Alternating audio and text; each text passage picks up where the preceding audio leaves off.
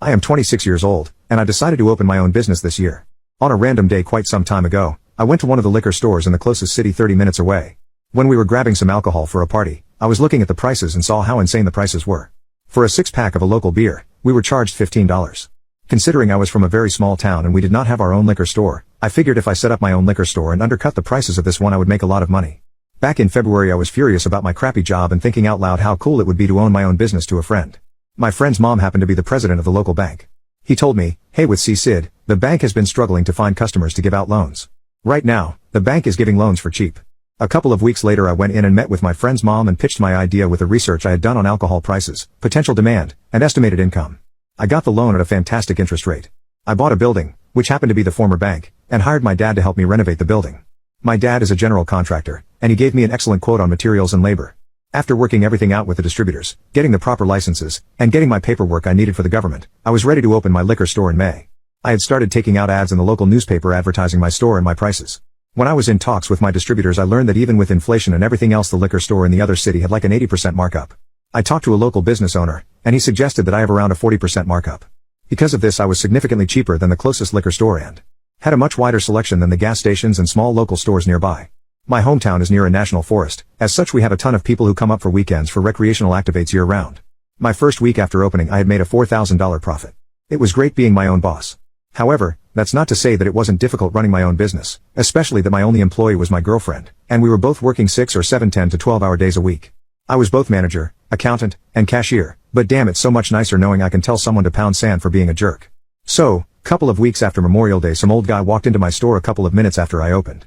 He seemed friendly enough, but eventually he offered to buy my store. I'm not going to say the amount, but it wouldn't have even covered my principal on the loan. I rejected the proposal outright and refused to negotiate the sum higher. He walked out of my store saying, "Vape, you'll be sorry you rejected that offer."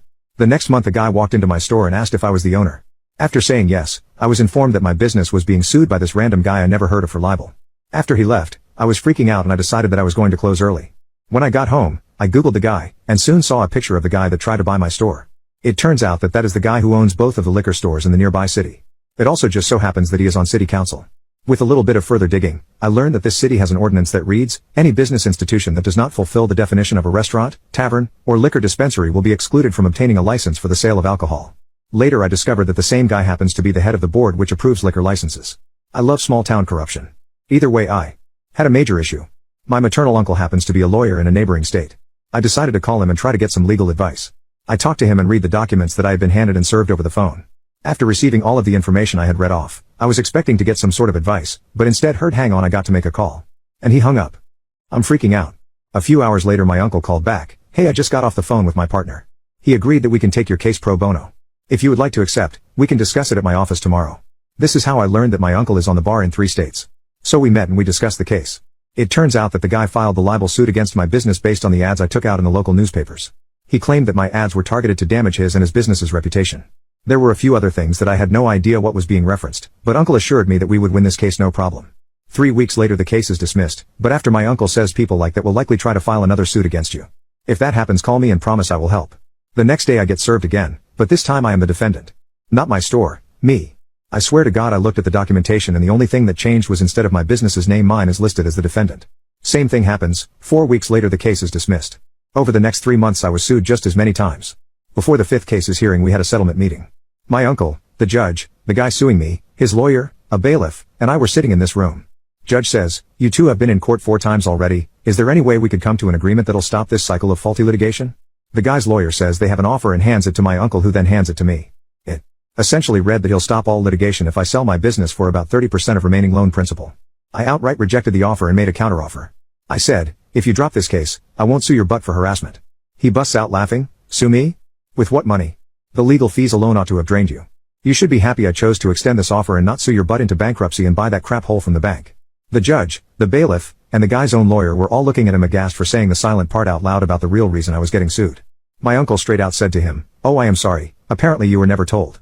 I have taken all of my nephew's cases pro bono. The only money he has spent on your litigation is gas. And bluntly sir, I think your outburst has just ensured a suit against you." After that we just left, and I was then informed a few days later the litigation was dropped. Right now, my uncle and I are talking about the future suit against the guy. I want to sue the guy for a very high amount to try and get press attention on this guy and his sketchy actions. Although my uncle warned me that we'll need to be careful because if we set the damages too high it'll look like we're just being vindictive.